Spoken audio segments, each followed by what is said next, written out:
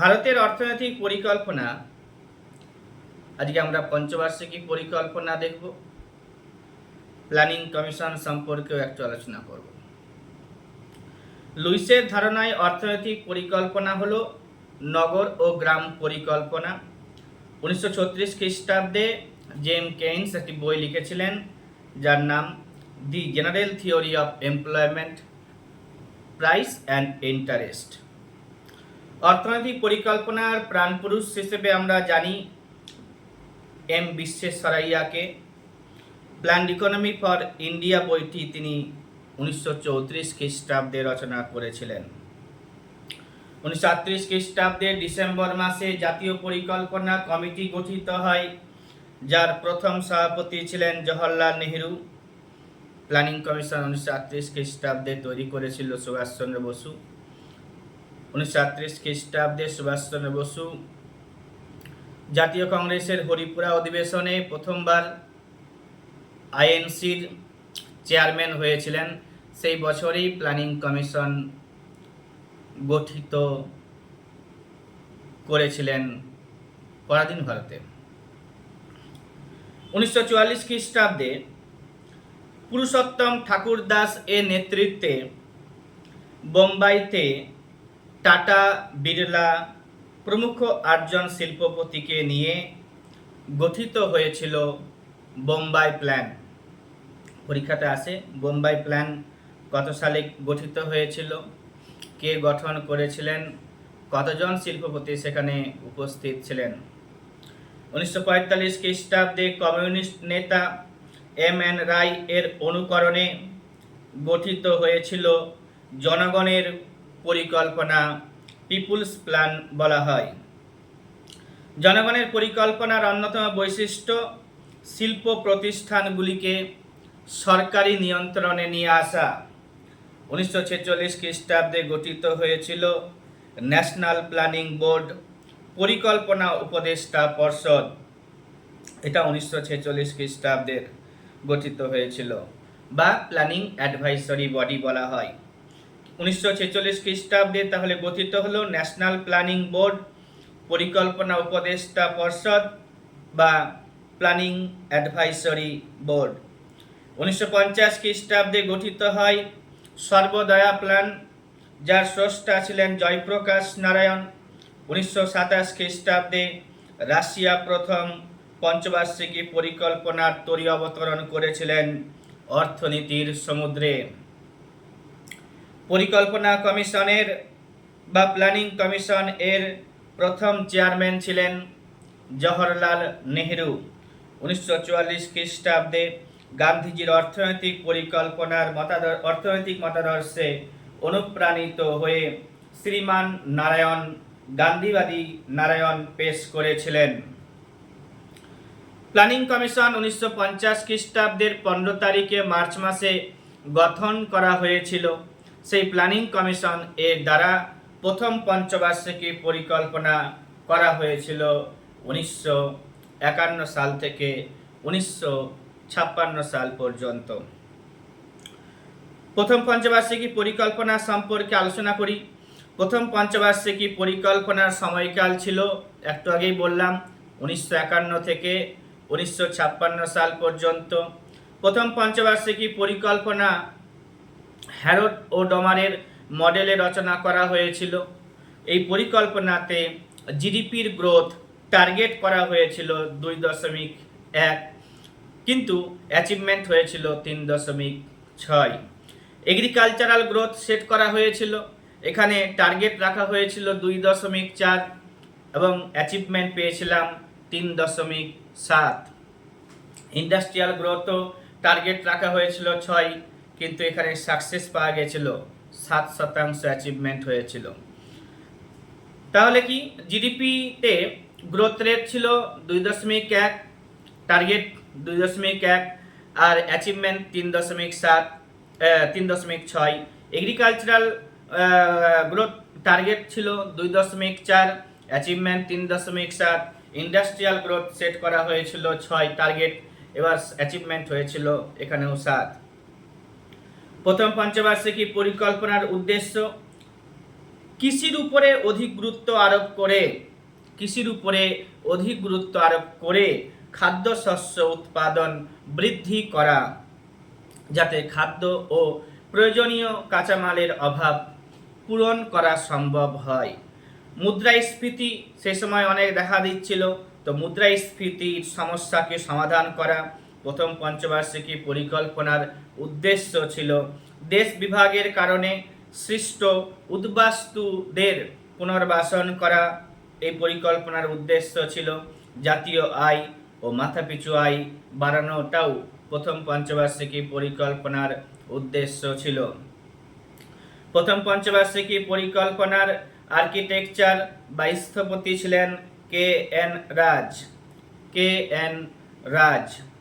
প্রথম পঞ্চবার্ষিকী পরিকল্পনার কালে অর্থাৎ প্রথম যোজনাকালে এক এনডিসি গঠিত হয় 1952 খ্রিস্টাব্দের 6 তারিখে অগাস্ট মাসে, যার উদ্দেশ্য ছিল রাজ্য সরকারগুলির সঙ্গে পরিকল্পনা কমিশনের সমন্বয় সাধন করা।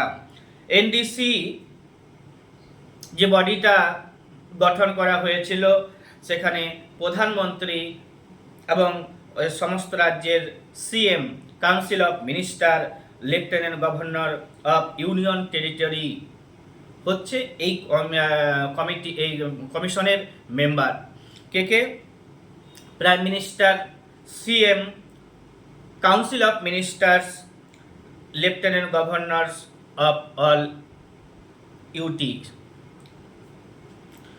এই যোজনাকালে 1952 খ্রিস্টাব্দে কমিউনিটি ডেভেলপমেন্ট প্রজেক্ট গঠন করা হয়েছিল। সেই সময়ে 452টি কমিউনিটি ডেভেলপমেন্ট ব্লক চালু করা হয়েছিল। প্রথম যোজনাকালে 1952 খ্রিস্টাব্দে সিডিপি চালু করা হয়েছিল এবং 452টি CD block, community development block গঠন করা হয়েছিল। 1952 খ্রিস্টাব্দে ভারতে প্রথমবার পরিবার পরিকল্পনা বা ফ্যামিলি প্ল্যানিং নীতি গৃহীত হয়েছিল। মধ্যস্বত্বভোগীদের বিলোপের জন্য আইন পাস করানো হয়েছিল।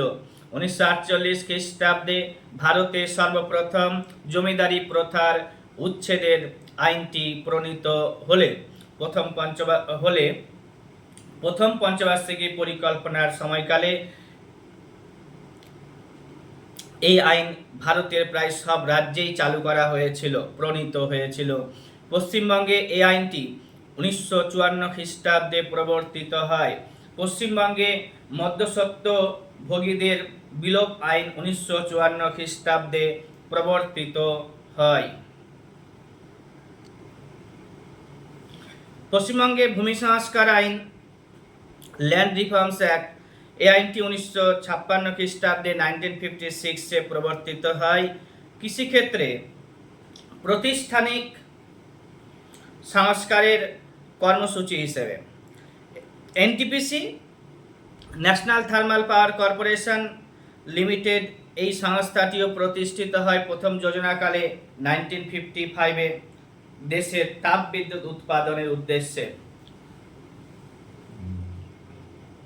এই যোজনাকালে 1953 খ্রিস্টাব্দে এস্টেট ডিউটি বা সম্পদ কর বা ওয়েলথ ট্যাক্স লাগু করা হয়। দ্বিতীয় পঞ্চবার্ষিকী পরিকল্পনা 1956 থেকে 1961 সাল পর্যন্ত, 1956 to 61। 1954 খ্রিস্টাব্দে ভারতের জাতীয় কংগ্রেস সমাজতান্ত্রিক ধাঁচের সমাজ গঠনের সিদ্ধান্ত গ্রহণ করে। সোভিয়েত রাশিয়ার সমাজতান্ত্রিক অর্থনৈতিক কাঠামোর অনুকরণে ভারতীয় অর্থনৈতিক কাঠামো গড়ে তোলার প্রয়াস শুরু করে দ্বিতীয় পঞ্চবার্ষিকী পরিকল্পনার সময়কাল থেকেই।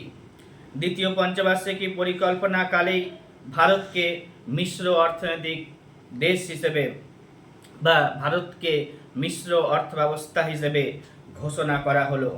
সেখানে সরকারি ও বেসরকারি দুটি ক্ষেত্রেই পাশাপাশি থাকবে।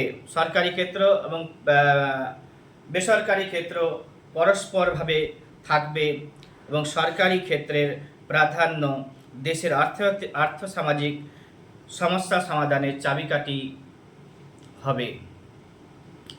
প্রথম যোজনাকালে প্রখ্যাত রাশিয়ান বিজ্ঞানী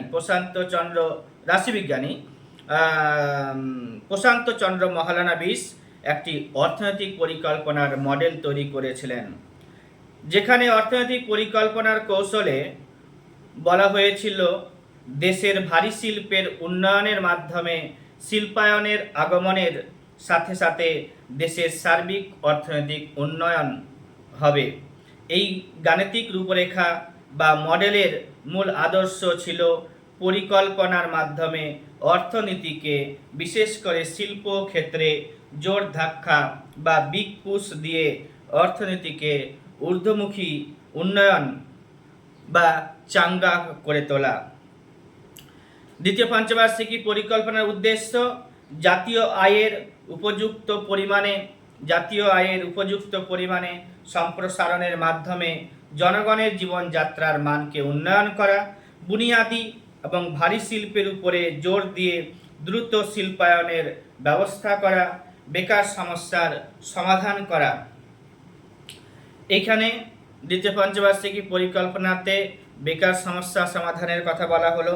দ্বিতীয় পঞ্চবার্ষিকী পরিকল্পনাতে দেশের অর্থনৈতিক ক্ষমতার কেন্দ্রীভবন রোধ করার জন্য সরকারি হস্তক্ষেপ এবং উপযুক্ত কর ব্যবস্থার মাধ্যমে আয় ও সম্পদের বৈষম্য দূর করার প্রচেষ্টা গ্রহণ করা হয়। ভারী শিল্পের অর্থাৎ হেভি ইন্ডাস্ট্রি এর উপরে জোর দেওয়া হয়েছিল দ্বিতীয় পঞ্চবার্ষিকী পরিকল্পনাতে। যেমন দুর্গাপুর ব্রিটিশের সহায়তায় এবং তৈরি করা হয়েছিল বেশ কয়েকটা শিল্প। দুর্গাপুর ব্রিটিশ এর সহায়তায় গঠন করা হয়েছিল দ্বিতীয় পঞ্চবার্ষিকী পরিকল্পনার সময়কালে। ভিলাই, যেটা ছত্তিশগড়ে আছে, রাশিয়ার সহায়তায় তৈরি করা হয়েছিল। রাউরকেল্লা, যেটা উড়িষ্যাতে আছে, জার্মানির সহায়তায় তৈরি করা হয়েছিল। এছাড়াও চিত্তরঞ্জন লোকোমোটিভ এবং পেরাম্বুর কোচ ফ্যাক্টরি, রেলের কোচ ফ্যাক্টরি ইত্যাদি তৈরি করা হয়েছিল দ্বিতীয় যোজনাকালে। এই মিশ্র অর্থনীতির জনক বলা হয় কাকে? জে.এম. কেইন্সকে বলা হয় মিশ্র অর্থনীতির জনক। জিডিপির গ্রোথ কত ছিল এই পঞ্চবার্ষিকী পরিকল্পনাতে? তো দ্বিতীয় পঞ্চবার্ষিকী পরিকল্পনার জিডিপি গ্রোথ রেট টার্গেট করা হয়েছিল 4.6, তবে সাকসেস পাওয়া গেছিল, অর্থাৎ অ্যাচিভমেন্ট পাওয়া গেছিল 3.9। এগ্রিকালচারাল গ্রোথ টার্গেট করা হয়েছিল 4, অ্যাচিভমেন্ট 3.6। ইন্ডাস্ট্রিয়াল গ্রোথ টার্গেট করা হয়েছিল 10.5, কিন্তু অ্যাচিভমেন্ট হয়েছিল 7.25। দ্বিতীয় যোজনাকালে 1956 সাল থেকে ভারতীয় স্টেট ব্যাংক তার কার্যকলাপ শুরু করেছিল। 1955 খ্রিস্টাব্দে স্টেট ব্যাংক অফ ইন্ডিয়ার ন্যাশনালাইজেশন করা হয়েছিল। এই স্টেট ব্যাংক অফ ইন্ডিয়ার প্রিভিয়াস নেম ছিল ইম্পেরিয়াল ব্যাংক অফ ইন্ডিয়া, যেটি 1921 খ্রিস্টাব্দে প্রতিষ্ঠা করা হয়েছিল।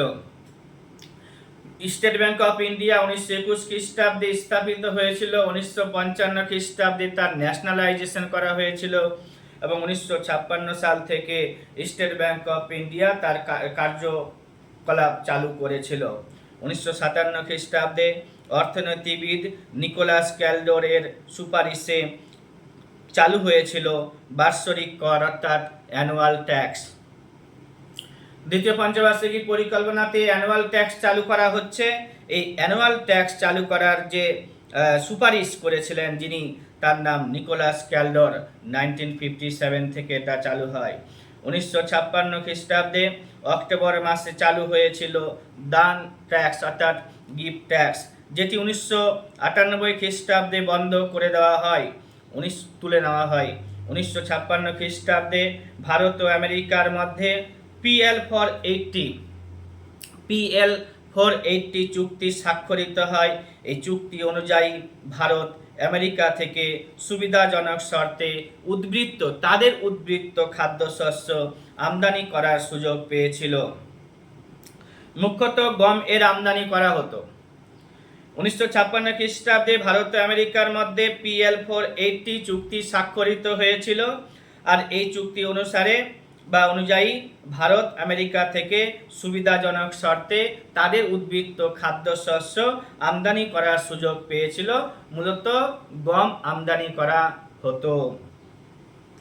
এই যোজনাকালে দামোদর সেচ পরিকল্পনা, ভাকরা নাঙ্গাল বাঁধ পরিকল্পনা নির্মাণের কাজ জোর কদমে শুরু হয়েছিল। তাহলে কি দেখা গেল, দুর্গাপুর দ্বিতীয় পঞ্চবার্ষিকী পরিকল্পনাতে চালু হয়েছিল, ভিলাইটাও দ্বিতীয় পঞ্চবার্ষিকী পরিকল্পনার সময়ে, রাউরকেল্লা এটা দ্বিতীয় পঞ্চবার্ষিকী পরিকল্পনার সময়ে, চিত্তরঞ্জন লোকোমোটিভ সেটাও দ্বিতীয় পঞ্চবার্ষিকী পরিকল্পনাতে, পেরাম্বুরে কোচ ফ্যাক্টরি সেটাও দ্বিতীয় পঞ্চবার্ষিকী পরিকল্পনাতে, দামোদর সেচ প্রকল্প দ্বিতীয় পঞ্চবার্ষিকী পরিকল্পনাতে, ভাকরা নাঙ্গাল প্রকল্প দ্বিতীয় পঞ্চবার্ষিকী পরিকল্পনাতে। এছাড়াও গিফট ট্যাক্স 1956-এ চালু করা হয়েছিল, অ্যানুয়াল ট্যাক্স যেটাও চালু করা হয়েছিল দ্বিতীয় পঞ্চবার্ষিকী পরিকল্পনাতে নিকোলাস ক্যালডোরের সুপারিশে। এবার স্টেট ব্যাংক অফ ইন্ডিয়াও এই সময় থেকে তার ক্রিয়াকলাপ চালু করেছিল। PL ফর 80 চুক্তি স্বাক্ষরিত হয়েছিল আমেরিকার সাথে, এবং বিশেষত এখানে উদ্বৃত্ত শস্যগুলো আমদানি করার জন্য সুবিধাজনক চুক্তি স্বাক্ষর করেছিল, আর মুখ্যত গমটাই আমদানি করে নিয়ে আসা হতো। এই যোজনাকালে অর্থাৎ দ্বিতীয় যোজনাকালে দ্বিতীয় অর্থ কমিশন গঠন করা হয়েছিল, গঠন করেছিল যে তার নাম হচ্ছে কে সান্থানাম। দ্বিতীয় যোজনাকালে দ্বিতীয় অর্থ কমিশন, প্রথম যোজনাকালে প্রথম অর্থ কমিশন গঠন করা হয়েছিল। অর্থ কমিশন গঠনের কথা ভারতের সংবিধানে 280 নম্বর ধারাতে উল্লেখ করা আছে। এই যোজনাকালে জীবন বীমা নিগম অর্থাৎ LIC 1956-এ শুরু হয়েছিল 1 সেপ্টেম্বর মাসে। 1 সেপ্টেম্বর 1956 সাল থেকে LIC তার চালু করা হয়েছিল। তৃতীয় পঞ্চবার্ষিকী পরিকল্পনা 1961 খ্রিস্টাব্দের 1 এপ্রিল 1961 খ্রিস্টাব্দের 1 এপ্রিল এই পরিকল্পনা শুরু করা হয়েছিল, যার পরিসমাপ্তি হয়েছিল 1966 খ্রিস্টাব্দে 31 তারিখে মার্চ মাসে। এই পরিকল্পনার খসড়াপত্র তৈরি করেছিলেন প্রশান্ত চন্দ্র মহলানবিশ। দ্বিতীয় পঞ্চবার্ষিকী পরিকল্পনায় কৃষির উপরে গুরুত্ব আরোপ না করায় দ্বিতীয় পঞ্চবার্ষিকী পরিকল্পনাতে কৃষির উপরে গুরুত্ব আরোপ না করায় দ্বিতীয় যোজনাকালে খাদ্যের এবং শস্যের অভাব দেখা দেয়। এই যোজনাকালে কৃষির উপরে যথেষ্টই গুরুত্ব আরোপ করা হয়েছিল। তৃতীয় পঞ্চবার্ষিকী পরিকল্পনাতে কৃষির উপরে যথেষ্টই গুরুত্ব আরোপ করা হয়েছিল। এই যোজনাকালে অর্থনীতিবিদ W রস্ত এর উন্নয়ন তত্ত্বের ভিত্তিতে বলা যায় ভারতের অর্থনীতি তখন উন্নয়নের প্রথম 2টি পর্ব অতিক্রম করে তৃতীয় পর্বে পদার্পণ করতে চলেছিল। এই যোজনাকালে অর্থাৎ তৃতীয় যোজনাকালে ভারতের অর্থনীতি টেক অফ স্তরে প্রবেশ করেছিল। তৃতীয় পঞ্চবার্ষিকী পরিকল্পনাটি এই অর্থনীতিবিদ W রস্ত উন্নয়ন তত্ত্বের ভিত্তিতে বলা যায় ভারতের অর্থনীতি তখন অর্থনীতির উন্নয়নের 2টি পর্ব অতিক্রম করে তৃতীয় পর্বে প্রবর্তন করতে চলেছে। এই যোজনাকালে ভারতের অর্থনীতি তখন টেক অফ স্তরে প্রবেশ করতে চলেছিল। পরিকল্পনার উদ্দেশ্য কি ছিল? সঞ্চয় ও বিনিয়োগের পরিমাণ পর্যাপ্ত পরিমাণে বাড়িয়ে জাতীয় স্তরে একটা সম্যক বৃদ্ধির মাধ্যমে স্বয়ংচালিত অর্থাৎ স্বয়ংচালিত অর্থনীতির বিকাশের পথ প্রশস্ত করতে চেয়েছিল। সেলফ রিলায়েন্স কথাটি তৃতীয় পঞ্চবার্ষিকী পরিকল্পনার সময়ই প্রথম তোলা হয়েছে। দেশের মানব সম্পদের পূর্ণ মাত্রায় ব্যবহারের মাধ্যমে ব্যাপক কর্মসংস্থান সৃষ্টি করতে চেয়েছিল।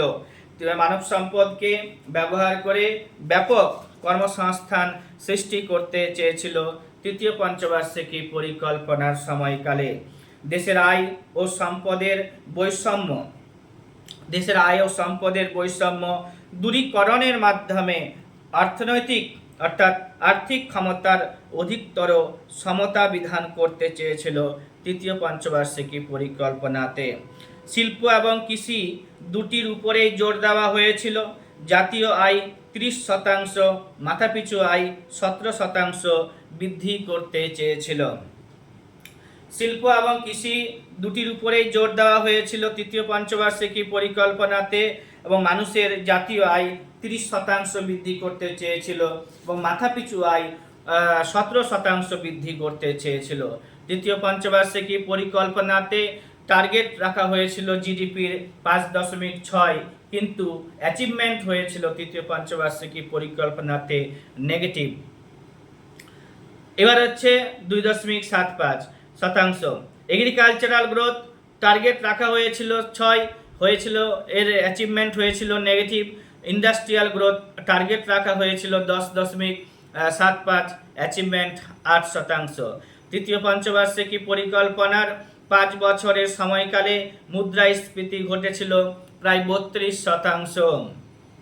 তৃতীয় পঞ্চবার্ষিকী পরিকল্পনার 5 বছরের সময়কালে মুদ্রাস্ফীতি ঘটেছিল প্রায় 32%। তৃতীয় পঞ্চবার্ষিকী পরিকল্পনার সময়কালে নিবিড় কৃষি জেলা কর্মসূচি IADP intensive agricultural district programme 1961 খ্রিস্টাব্দে চালু করা হয়েছিল, যার প্রধান উদ্দেশ্য রাখা ছিল ঋণ, রাসায়নিক সার, বীজ ও কৃষি যন্ত্রপাতির মতো অতি প্রয়োজনীয় উপকরণগুলিকে সুপরিকল্পনার মাধ্যমে সরবরাহ করা হবে।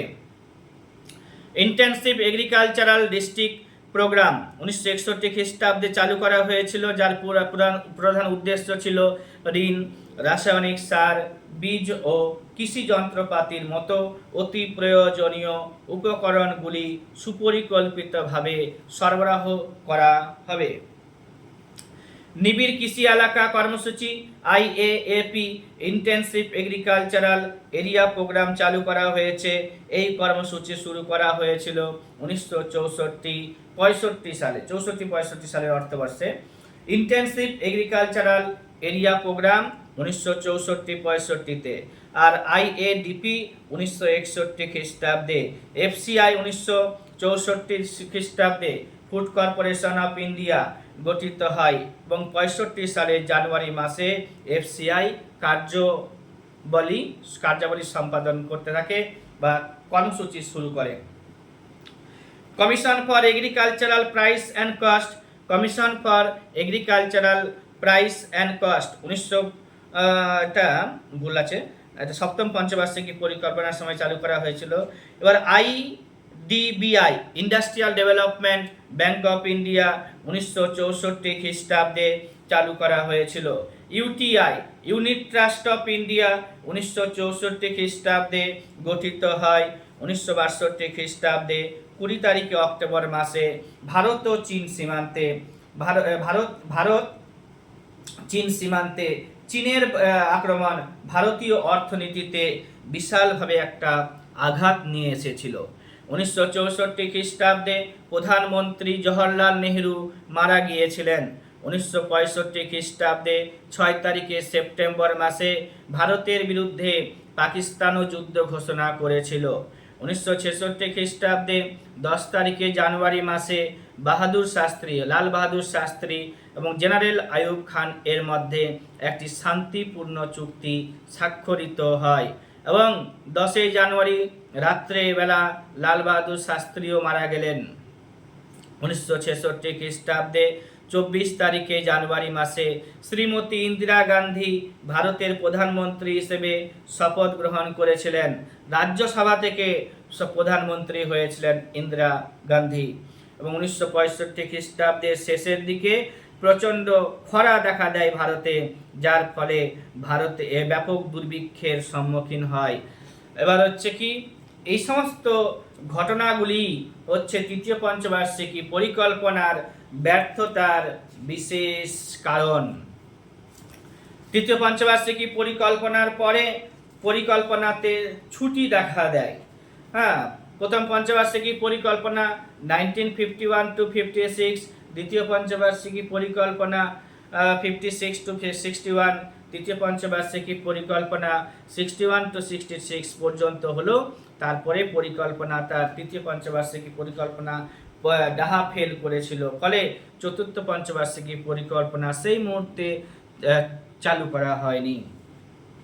পরিকল্পনার ছুটির কাল ঘোষণা করা হয়েছিল, অর্থাৎ এই সময়টাতে বার্ষিক পরিকল্পনা করা হয়েছিল, অ্যানুয়াল প্ল্যান করা হয়েছিল। কবে?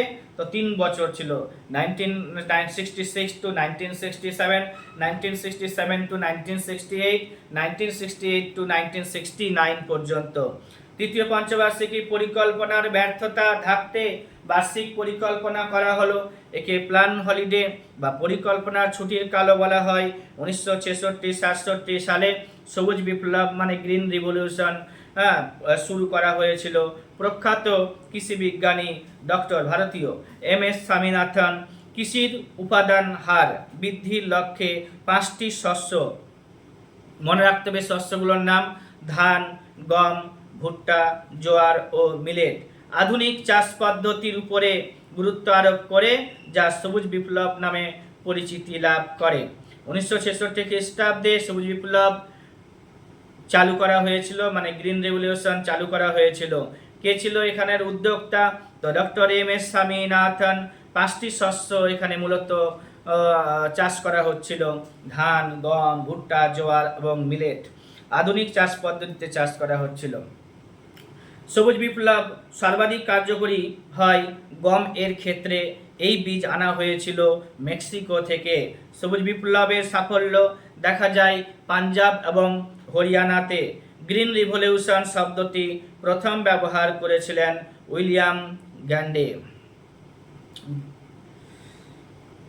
তাহলে হচ্ছে কি 1969 খ্রিস্টাব্দে 14টি বাণিজ্যিক ব্যাংকে ন্যাশনালাইজেশন বা জাতীয়করণ করা হয়েছিল। 1969 খ্রিস্টাব্দে 19 তারিখে জুলাই মাসে, আগের ভিডিওতে বলা হয়েছে যে বাণিজ্যিক ব্যাংকগুলোকে ন্যাশনালাইজেশন করা হয়েছিল। তারপরে শুরু করা হবে চতুর্থ পঞ্চবার্ষিকী পরিকল্পনা 69 থেকে 74 সাল পর্যন্ত। এই পঞ্চবার্ষিকী পরিকল্পনা স্থায়িত্ব উন্নয়ন, সাস্টেনেবল ডেভেলপমেন্ট, স্থায়িত্ব উন্নয়ন অর্থাৎ সাস্টেনেবল ডেভেলপমেন্ট ও সামাজিক ন্যায় নীতির উপরে জোর দিয়েছিল। এই সময় 1970 খ্রিস্টাব্দে ভারতে শ্বেত বিপ্লব মানে হোয়াইট রিভলিউশন বা অপারেশন ফ্লাড চালু করা হয়েছিল। মনে রাখতে হবে অপারেশন ফ্লাড, হোয়াইট রিভলিউশন চতুর্থ পঞ্চবার্ষিকী পরিকল্পনাতে, আর সবুজ বিপ্লব হয়েছিল পরিকল্পনার ছুটির কালে 1966-এ। পরিকল্পনার উদ্দেশ্য কি ছিল? আচ্ছা বলে দিই যে হোয়াইট রিভলিউশন এর জনক বলা হয় ভার্গিস কুরিয়নকে। পরিকল্পনার উদ্দেশ্য কি ছিল? এই জাতীয় আয় এবং মাথাপিছু আয় বৃদ্ধির গতি ত্বরান্বিত করা। জাতীয় আয় এবং মাথাপিছু আয় ত্বরান্বিত করার টার্গেটটা তৃতীয় পঞ্চবার্ষিকী পরিকল্পনাতে রাখা হয়েছিল, এখানে সেটা ত্বরান্বিত করা হয়েছে। এবং অর্থনীতির স্থিতিশীলতা, ইকোনমিক যে সাস্টেনেবিলিটি বজায় রাখার চেষ্টা করা হয়েছিল চতুর্থ পঞ্চবার্ষিকী পরিকল্পনাতে। বৈদেশিক সাহায্যের সংকোচন করা, বৈদেশিক সাহায্য কম নিবে, রপ্তানি বৃদ্ধি করবে, রপ্তানি বৃদ্ধি করবে এবং আমদানি পরিবর্তন নীতির দ্বারা আমদানি করবে না বেশি, আমদানি পরিবর্তন নীতির দ্বারা আত্মনির্ভরশীলতা অর্থাৎ সেলফ রিলায়েন্স অর্জনের চেষ্টা করা। আরেকবার লাইনটি বলছি: বৈদেশিক সাহায্যের সংকোচন, রপ্তানি বৃদ্ধি করা, আমদানি পরিবর্তন নীতির দ্বারা অর্থনৈতিক বা আত্মনির্ভরতা বা সেলফ রিলায়েন্স অর্জনের চেষ্টা করেছিল বা চেষ্টা করা। দেশের আর্থিক দিক থেকে পিছিয়ে পড়া জনগোষ্ঠীর আর্থিক সংগতি বৃদ্ধি করে সামাজিক ন্যায় বিচার ও ন্যায় পরায়ণতা প্রতিষ্ঠা করতে চেয়েছিল। গরিবি হটাও স্লোগান দেওয়া হয়েছিল চতুর্থ পঞ্চবার্ষিকী পরিকল্পনার সময়ে। ইন্দিরা গান্ধীর সরকার 1971 খ্রিস্টাব্দে গরিবি হটাও স্লোগান উচ্চারিত করে, যা দারিদ্রতা দূরীকরণের প্রয়াসের সাক্ষ্য বহন করে। তবে দারিদ্রতা দূরীকরণের জন্য তেমন কোনো গুরুত্বপূর্ণ কর্মসূচি চতুর্থ পঞ্চবার্ষিকী পরিকল্পনাতে নেওয়া হয়নি, কিন্তু নেওয়া হয়েছিল পঞ্চম পঞ্চবার্ষিকী পরিকল্পনাতে। পরে আলোচনা করব। চতুর্থ পঞ্চবার্ষিকী পরিকল্পনাতে টার্গেট রাখা হয়েছিল জিডিপির টার্গেট 5.7, অ্যাচিভমেন্ট হয়েছিল 3.3। এই যোজনাকালে মুদ্রার অবমূল্যায়ন হয়েছিল। 1966 খ্রিস্টাব্দে 1 জুন মাসে ভারতীয় মুদ্রার অবমূল্যায়ন করা হয় বিদেশি মুদ্রার সাপেক্ষে। ভারতে প্রথমবার মুদ্রার অবমূল্যায়ন করা হয়েছিল 1949 খ্রিস্টাব্দে। এই সময় হলো দ্বিতীয় অবমূল্যায়ন। এমআরটিপি চালু করা হয়েছিল, monopolistic and restrictive trade practices act. এই আইনটি পাশ করা হয়েছিল 1969 খ্রিস্টাব্দে এবং তা চালু করা হয়েছিল 1970 খ্রিস্টাব্দে 1 জুন মাসে। এই আইনটির মূল উদ্দেশ্য ছিল একচেটিয়া কারবারের প্রসার নিয়ন্ত্রণ করা এবং দেশের মুষ্টিমেয় শিল্পপতির হাতে যাতে অর্থনৈতিক ক্ষমতা সংঘবদ্ধ না হয় তার একটি ব্যবস্থা করা। তাছাড়া বাণিজ্যিক কাজকর্ম সুষ্ঠুভাবে পরিচালনা করাই ছিল এমআরটিপি এর মূল উদ্দেশ্য। CADP, command area development programme, it was initiated in the year 1974 to 1975। এর মূল উদ্দেশ্য ছিল বৃহৎ ও মাঝারি সেচ প্রকল্পের মাধ্যমে সেচ ব্যবস্থাকে সুবন্দোবস্ত করা। রাজামান্নার কমিটি 1971 খ্রিস্টাব্দে গঠন করা হয়েছিল। মনে রাখতে হবে এটা সেন্ট্রাল স্টেট ইকোনমিক রিলেশন এর জন্য গঠন করা হয়েছিল। কেন্দ্র ও রাজ্য সরকারের অর্থনৈতিক সম্পর্ক সংক্রান্ত ব্যাপারে আলোচনা করা হচ্ছে রাজামান্নার কমিটির কাজ। 1971 খ্রিস্টাব্দে গঠিত হয়েছিল। ইয়ারগুলো মনে রাখতে হবে, সিএডিপি, কমেন্ট এরিয়া ডেভেলপমেন্ট প্রোগ্রাম 1974-75 সালে নেওয়া হয়েছিল। এমআরটিপি 1969 খ্রিস্টাব্দে পাস করা হয়েছিল। 70 সালে এটা চালু করা হয়েছিল। মুদ্রার অবমূল্যায়ন প্রথমবার 1949 খ্রিস্টাব্দে করা হলো, দ্বিতীয়বার 1956 খ্রিস্টাব্দে করা হয়েছিল। কোন পঞ্চবার্ষিকী পরিকল্পনার সময়ে? তো চতুর্থ পঞ্চবার্ষিকী পরিকল্পনার সময়ে। রাজামান্নার কমিটি 1971 খ্রিস্টাব্দে মনে রাখতে হবে সেন্ট্রাল স্টেট ইকোনমিক রিলেশন এর জন্য। তারপর হচ্ছে ওয়াংচু কমিটি 1971 খ্রিস্টাব্দে। এই কমিটি 1971 খ্রিস্টাব্দে তার রিপোর্ট দাখিল করে এবং এটি একটি প্রত্যক্ষ কর অর্থাৎ ডাইরেক্ট ট্যাক্স অনুসন্ধান কমিটি। Wanchoo committee direct tax, Rajamannar committee inter state অর্থাৎ সেন্ট্রাল স্টেট ইকোনমিক রিলেশনের জন্য। নিখিল ভারত গ্রামীণ ঋণ অনুসন্ধান কমিটি 1969 খ্রিস্টাব্দে করা হয়েছিল। 1969 খ্রিস্টাব্দে শ্রী ভেঙ্কট পিয়ার এর তত্ত্বাবধানে গঠিত হয়েছিল এই কমিটি এবং এই কমিটির সুপারিশে 14টি বাণিজ্যিক ব্যাংকের জাতীয়করণ অর্থাৎ রাষ্ট্রায়ত্তকরণ করা হয়েছিল। মনে রাখতে হবে কমিটিটির নাম কি আছে, নিখিল ভারত গ্রামীণ ঋণ অনুসন্ধান কমিটি। আর হচ্ছে এখানকার তত্ত্বাবধান কে করেছিল? ভেঙ্কট পিয়ার। এবার হচ্ছে কি চতুর্থ পঞ্চবার্ষিকী পরিকল্পনা এইটুকুটাই। তারপর হবে পঞ্চম পঞ্চবার্ষিকী পরিকল্পনা। পঞ্চম পঞ্চবার্ষিকী পরিকল্পনার সময়কাল 74 সাল থেকে 1974 সাল থেকে 1979 সাল পর্যন্ত। মেজর অবজেক্টিভস কি ছিল? Poverty eradication and attainment of self reliance, দারিদ্রতা দূরীকরণ এবং স্বনির্ভরতা অর্জন করা। দারিদ্রতা দূরীকরণ অর্থাৎ গরিবি হটাও স্লোগানটি পঞ্চম পঞ্চবার্ষিকী পরিকল্পনার সময়ে মুখ্য রূপ ধারণ করে। এই পঞ্চবার্ষিকী পরিকল্পনার একটি গুরুত্বপূর্ণ উদ্দেশ্য কি? গরিবি হটাও, যেটা বললাম এখনই। এই স্লোগান প্রথম তুলেছিলেন শ্রীমতী ইন্দিরা গান্ধী প্রথমবার 1971 খ্রিস্টাব্দে। মোরারজি দেশাই ক্ষমতায় এসে গিয়েছিল 1977 খ্রিস্টাব্দে। জনতা সরকার এর হেড হিসেবে এই পরিকল্পনাটিকেও বাতিল করে দেওয়া হয়। অর্থাৎ পঞ্চম পঞ্চবার্ষিকী পরিকল্পনা 5 বছর টিকে থাকতে পারেনি। 1978 খ্রিস্টাব্দে পঞ্চবার্ষিকী পরিকল্পনা বন্ধ করে দেওয়া হয়েছিল। সুতরাং পঞ্চম পঞ্চবার্ষিকী পরিকল্পনা মেয়াদ পূর্তির আগেই বাতিল করা হয়েছিল। গলা টিপে দেওয়া হয়েছিল 1978 খ্রিস্টাব্দে, 4 বছর টিকেছিল। এই পঞ্চবার্ষিকী পরিকল্পনাটি রচনা করেছিলেন যিনি, তার নাম হচ্ছে ডিপি ধর। এবার হচ্ছে কি, পঞ্চম পঞ্চবার্ষিকী পরিকল্পনাকে জনগণের পরিকল্পনা, পিপুলস প্ল্যান বলা হতো। এবার হচ্ছে জিডিপির গ্রোথ টার্গেট ছিল 4.4, অ্যাচিভমেন্ট হয়েছিল 4.8।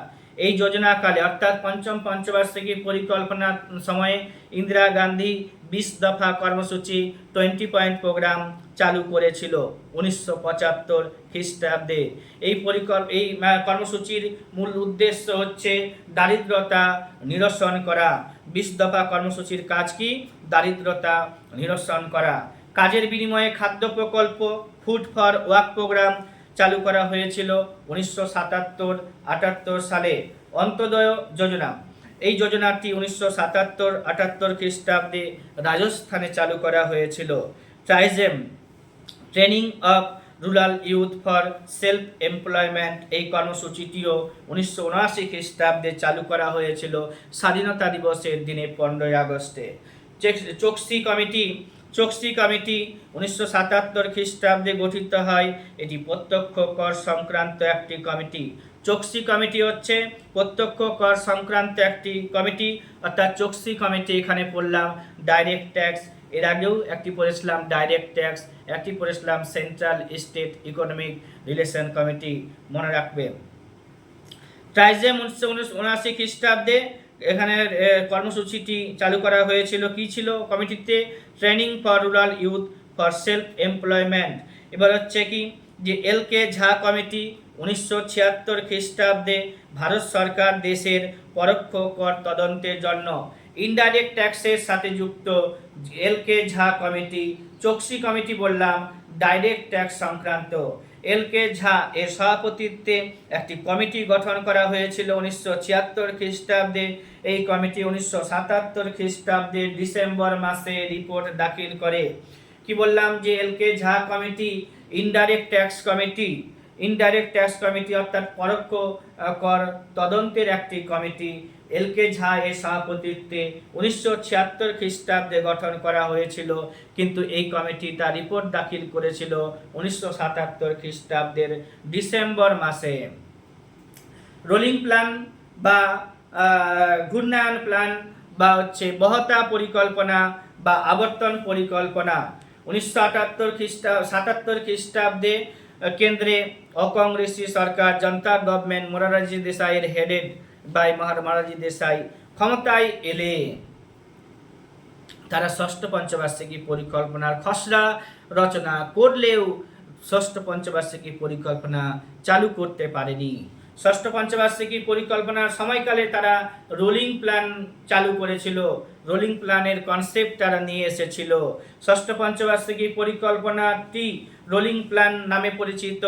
জনতা দল ষষ্ঠ পঞ্চবার্ষিকী পরিকল্পনা 1978 থেকে 1983 সাল পর্যন্ত করলেও 2 বছরেই এই সরকার আবার ক্ষমতাচ্যুত হলো এবং কংগ্রেস পুনরায় ক্ষমতায় আসীন হলো 1980 খ্রিস্টাব্দে এবং নতুনভাবে তারা পঞ্চবার্ষিকী পরিকল্পনার খসড়া ড্রাফট করলো।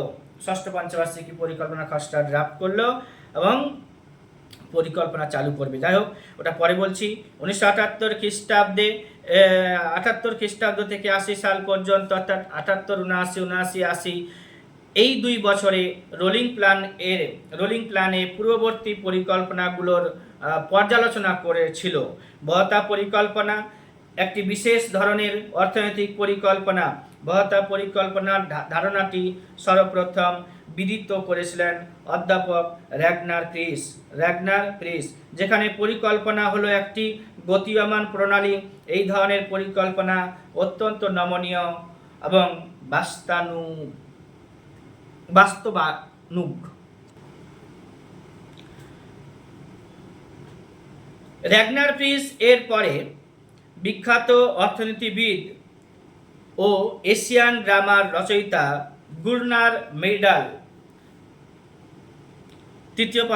তৃতীয় বিশ্বের দেশগুলোকে তাদের আর্থ সামাজিক সমস্যা সমাধানে বহতা পরিকল্পনা রূপায়িত করেছিলেন। এগনার ফিসের পরে বিখ্যাত অর্থনীতিবিদ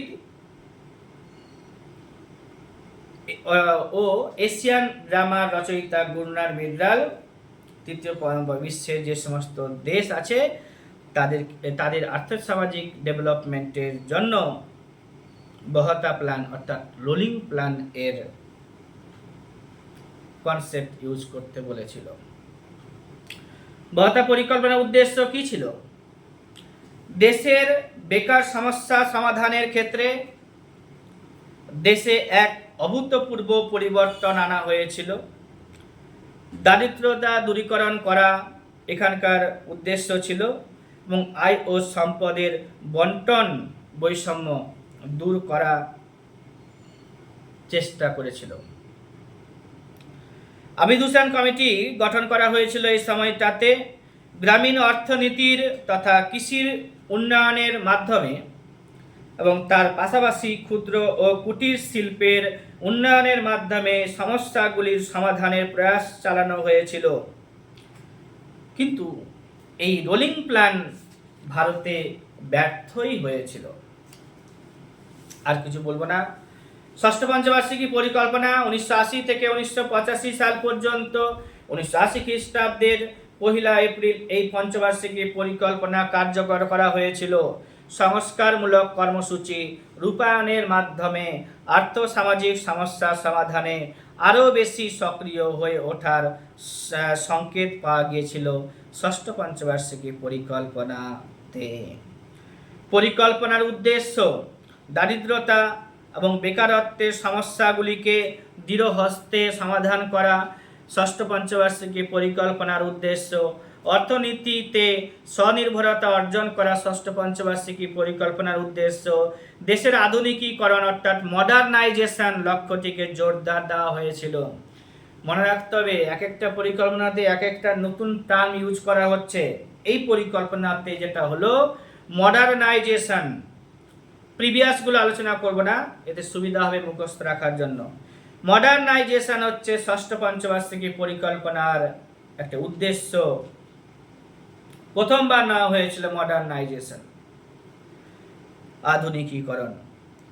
তৃণমূল স্তরে সবাইকে অর্থনৈতিক উন্নয়নের কাজে অংশগ্রহণে আহ্বান করে পরিকল্পনায় বিকেন্দ্রীকরণের দরজা আরও খুলে দেওয়া হয়েছিল। বিকেন্দ্রীকরণ করার দরজা খুলে দেওয়া হয়েছিল। ডিসেন্ট্রালাইজেশন শুরু হয়েছিল ষষ্ঠ পঞ্চবার্ষিকী পরিকল্পনার সময়কাল থেকে আরও বেশি করে। এখানে জিডিপির গ্রোথ টার্গেট ফিক্স করা হয়েছিল 5.2, অ্যাচিভমেন্ট হয়েছিল 5.66। এই যোজনাকালে নতুনভাবে দারিদ্রতা দূরীকরণের জন্য 20 দফা কর্মসূচি পুনরাবৃত্ত করা হয়। সুসংহত গ্রামীণ উন্নয়ন প্রকল্প চালু করা হয়েছিল। ইন্টিগ্রেটেড রুরাল ডেভেলপমেন্ট প্রোগ্রাম চালু করা হয়েছিল অর্থাৎ IRDP 1977-78 খ্রিস্টাব্দে চালু করা হয়। তো বাস্তবায়িত হয়েছিল 78-79 সালে জনতা সরকারের দ্বারাই। আগেই IRDPটা 1977-78 খ্রিস্টাব্দে, এখানে আরো বেশি সাফল্য লাভ করেছিল। আমদানি রপ্তানি ব্যাংক পরীক্ষাতে আসে। এক্সপোর্ট ইম্পোর্ট ব্যাংক 1982 খ্রিস্টাব্দে চালু করা হয়েছিল, প্রতিষ্ঠিত হয়েছিল। আর যার মূল উদ্দেশ্য ছিল দেশের আমদানি ও রপ্তানি বাণিজ্যের উন্নয়নের উদ্দেশ্যে আর্থিক সুবিধা প্রদান করা। নাবার্ড ব্যাংকও চালু হয়েছিল এই যোজনাকালে 82 খ্রিস্টাব্দে 12 তারিখে জুলাই মাসে শিবরামন কমিটির সুপারিশে। এই নাবার্ড ব্যাংক হচ্ছে রিজার্ভ ব্যাংক থেকেই একটি ছোট্ট শাখা, আর হেডকোয়ার্টার হচ্ছে মুম্বাইতে। এই যোজনাকালে NREP national rural employment programme RLEGP 1983 খ্রিস্টাব্দে, NREP 1980 খ্রিস্টাব্দে, RLEGP 1983 খ্রিস্টাব্দে, ডোয়াকরা 1982 খ্রিস্টাব্দে, NRLM IRBI এগুলো 1985 খ্রিস্টাব্দে গঠন করা হয়েছিল। মনে রাখবে, পড়বে, শুনবে, বারবার মনে থাকবে। কম সময়ের মধ্যে সমস্ত পরিকল্পনাগুলোকে তুলে দেওয়া হচ্ছে, যার কারণে বিশেষ ডিটেলসে এখানে আসতে পারছি না। পরবর্তীতে আবার বড় ক্লাসে এটা দেওয়া হবে। সপ্তম পঞ্চবার্ষিকী পরিকল্পনায় এটা টাইম পিরিয়ড বলে দিতে হবে আগে, 85 থেকে 90 সাল পর্যন্ত এই পঞ্চবার্ষিকী এই পরিকল্পনার জিনগত পরিবর্তন ঘটানো হয়। জিনগত পরিবর্তন সপ্তম পঞ্চবার্ষিকী পরিকল্পনা। এই পরিকল্পনাটি 1 এপ্রিল 1985 সাল থেকে 31 তারিখে মার্চ মাসে 1990 সাল পর্যন্ত কার্যকর রাখা হয়েছিল। উদ্দেশ্য কি ছিল? দেশের অর্থনৈতিক উন্নয়ন করা, সমস্ত পরিকল্পনাতেই এটা থাকে। এবার হচ্ছে আধুনিকীকরণ, মডার্নাইজেশন, যেটা ষষ্ঠ পঞ্চবার্ষিকী পরিকল্পনার সময় শব্দটা তোলা হয়েছিল, এখানে আরও বেশি ভালো করে করতে চেয়েছিল। সেলফ রিলায়েন্স অর্জন করা, এখনও সেলফ রিলায়েন্স অর্জন করতে পারেনি, সেটা সপ্তম পঞ্চবার্ষিকী পরিকল্পনা পর্যন্ত আমরা সেলফ রিলায়েন্স অর্জন করতে পারিনি বলে তৃতীয় থেকে শুরু হয়েছিল, এখনো পর্যন্ত চলছেই। সামাজিক ন্যায় বিচার প্রতিষ্ঠাকরণ, সোশ্যাল জাস্টিস প্রতিষ্ঠা করা, এই পরিকল্পনায় সায়েন্স অ্যান্ড টেকনোলজি এর উপরে গুরুত্ব পায়। এখানে সায়েন্স অ্যান্ড টেকনোলজি, এর আগেরটাতে মডার্নাইজেশন পড়লাম, ডিসেন্ট্রালাইজেশন পড়লাম। সপ্তম পঞ্চবার্ষিকী পরিকল্পনার দলিলে মানব সম্পদ উন্নয়ন, হিউম্যান রিসোর্স বা হিউম্যান রিসোর্সের উন্নয়নকে খুব বেশি জোর দেওয়া হয়েছিল। প্রথমবার এটা গুরুত্ব পায়। হিউম্যান রিসোর্স ডেভেলপমেন্ট সপ্তম পঞ্চবার্ষিকী পরিকল্পনাতে গুরুত্ব পায়। মানব সম্পদ উন্নয়ন সপ্তম পঞ্চবার্ষিকী পরিকল্পনাতে গুরুত্ব পায়। সায়েন্স অ্যান্ড টেকনোলজি সপ্তম পঞ্চবার্ষিকী পরিকল্পনাতে গুরুত্ব পায়। সোশ্যাল জাস্টিস প্রতিষ্ঠাকরণ এই পরিকল্পনার একটি উদ্দেশ্য ছিল। সেলফ রিলায়েন্সটাও এখানে উদ্দেশ্য ছিল। মডার্নাইজেশনকে এখানে আরও বেশি মজবুত হাতে করতে চেয়েছিল। টার্গেট ফিক্স করা হয়েছিল 5, জিডিপির গ্রোথ টার্গেট ফিক্স করা হয়েছিল 5%, অ্যাচিভমেন্ট হয়েছিল 6.01%। 1950 থেকে 1980 সাল পর্যন্ত এই দেশে জাতীয় আয় বৃদ্ধির গড় বার্ষিক হারটি ছিল 3.57%, যাকে অধ্যাপক রাজকৃষ্ণা অবহিত করেছিলেন হিন্দু রেট অফ গ্রোথ হিসেবে। হিন্দু রেট অফ গ্রোথ বলেছিলেন কে? প্রফেসর রাজকৃষ্ণা। কীভাবে বলেছিলেন? 1950 সাল থেকে 1980 সাল পর্যন্ত ভারতে যে জিডিপি গ্রোথ, জাতীয় আয় ন্যাশনাল ইনকাম বৃদ্ধির একটা হার পর্যালোচনা করলেন, দেখলেন 3.57। এটাকেই professor Rajkrishna Hindu rate of growth বলে উল্লেখ করেছিলেন। Hindu rate of growth 6 plan পর্যন্ত চলেছিল। সপ্তম পঞ্চবার্ষিকী পরিকল্পনা জহর রোজগার যোজনা চালু করা হয়েছিল 1989 খ্রিস্টাব্দে। জহর রোজগার যোজনা 1989 খ্রিস্টাব্দে এপ্রিল মাসে গ্রামীণ কর্মসংস্থান কর্মসূচি, গ্রামীণ ভূমিহীন কর্মসংস্থান কর্মসূচি দুটিকে একত্রিত করে নতুন কর্মসংস্থান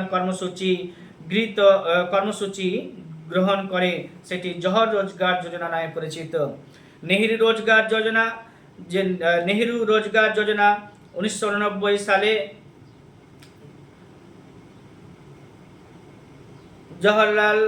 জহর রোজগার যোজনা এর রূপায়ণের পর 1989 খ্রিস্টাব্দে জহর রোজগার যোজনা এর রূপায়ণের পর শহরাঞ্চলে জহর রোজগার যোজনা সেটা হচ্ছে গ্রামাঞ্চলে, আর নেহেরু রোজগার যোজনা হচ্ছে শহরাঞ্চলে বেকার যুবকদের কর্মসংস্থানের উদ্দেশ্যেই প্রণয়ন করা হয়েছিল নেহেরু রোজগার যোজনা।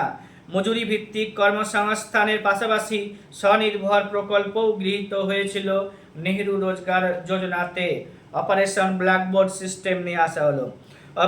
প্রাথমিক শিক্ষা ব্যবস্থার উন্নতি বিধানে এই কর্মসূচিটি গৃহীত হয়েছিল 1987-88 খ্রিস্টাব্দে। এই কর্মসূচিটি 2002-03 সালে সর্বশিক্ষা অভিযান নামক কর্মসূচির সঙ্গে মিশে গিয়েছে। অপারেশন ব্ল্যাকবোর্ড 2002-03 সালে, সর্বশিক্ষা অভিযান 2000 সালে 25শে ডিসেম্বর চালু করা হয়েছিল, এটার সাথে মিশে গিয়েছে। এবং প্রাথমিক শিক্ষা ব্যবস্থার উন্নয়নের জন্য প্রয়োজনীয় সুবিধা প্রদান করা হয় এই পরিকল্পনাটার, এই কর্মসূচিটির উদ্দেশ্য ছিল। সর্বশিক্ষা অভিযান ভুল বললাম একটু, সর্বশিক্ষা অভিযান 2002 সালে নভেম্বর মাসে চালু করা হয়েছিল। সেবি 1988 সালে এপ্রিল মাসে সালের এপ্রিল মাসে গঠিত হয়। মূলধনী বাজার নিয়ন্ত্রণ এর মাধ্যমে বিনিয়োগকারীদের স্বার্থ অক্ষুণ্ণ রাখাই ছিল এইটির উদ্দেশ্য। সেবি এর পুরো নাম আছে security and exchange board of India. 1988 খ্রিস্টাব্দে গঠিত হয়েছিল। দুগ্ধ ও দুগ্ধ উৎপাদন শিল্পের উন্নয়নের জন্য প্রযুক্তিগত অভিযান, technology mission on dairy development, এটি ভারত সরকার শুরু করেছিল 1988 খ্রিস্টাব্দে। এর উদ্দেশ্য ছিল দেশের দুগ্ধজাত উৎপাদনের উন্নয়নের গতিকে ত্বরান্বিত করা। এই কমিটির চেয়ারম্যান ছিলেন ডক্টর ভার্গিস কুরিয়ন। কি বললাম আরেকবার বলে দিচ্ছি, দুগ্ধ ও দুগ্ধজাত উৎপাদন শিল্পের উন্নয়নের জন্য প্রযুক্তিগত অভিযান চালু করা হয়েছিল এই সপ্তম পঞ্চবার্ষিকী পরিকল্পনার সময়কালে। Technology mission on dairy development, এটি ভারত সরকার চালু করেছিল 1988 খ্রিস্টাব্দে। এর উদ্দেশ্য ছিল দেশের দুগ্ধজাত উৎপাদনের উন্নয়নের গতিকে ত্বরান্বিত করা। এই কমিটির চেয়ারম্যান যিনি ছিলেন তার নাম ডক্টর ভার্গিস কুরিয়ন। এমআরটিপি 1985 খ্রিস্টাব্দে যেটা সংশোধন করা হবে, 1969 খ্রিস্টাব্দের প্রবর্তিত এমআরটিপি সংশোধিত হয় 1985 খ্রিস্টাব্দে, যেখানে এমআরটিপি কোম্পানিগুলোকে বিনিয়োগের মাত্রা, যেখানে এমআরটিপি কোম্পানিগুলিতে বিনিয়োগের মাত্রা ন্যূনতম 100 কোটি টাকা নির্ধারণ করা হয়েছিল। বার্ষিক পরিকল্পনা আবার চালু করা হয়েছে অ্যানুয়াল প্ল্যানিং 1990, 91, 92 সালের যোজনাতে। 1989 সালে কেন্দ্রে কংগ্রেসের ভরাডুবি হয়েছিল। অকংগ্রেসি দল সরকার গঠন করেছিল এবং এই সরকারের প্রধান ছিলেন ভিপি সিং। এই সরকারের পতন হলে চন্দ্রশেখর এর নেতৃত্বে আবার সরকার গঠন করা হয়েছিল, কিন্তু সেটিরও পতন ঘটেছিল। 1991 খ্রিস্টাব্দে 21 তারিখে জুলাই মাসে কংগ্রেস আবার সরকারে আসলো। পিভি নরসিংহ রাও এখানকার নেতৃত্বে, পিভি নরসিংহ রাও এর অর্থনীতিবিদ অর্থাৎ অর্থমন্ত্রী ছিলেন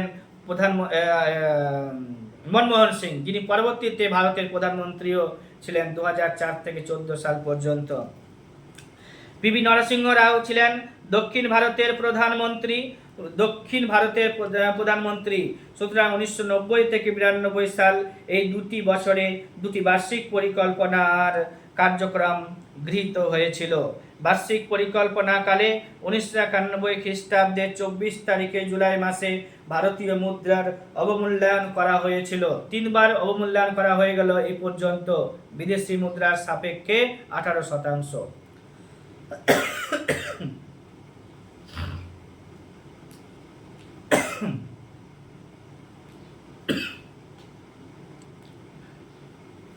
(1991) সালের বাজেট পেশ করা হয়েছিল জুলাই মাসে।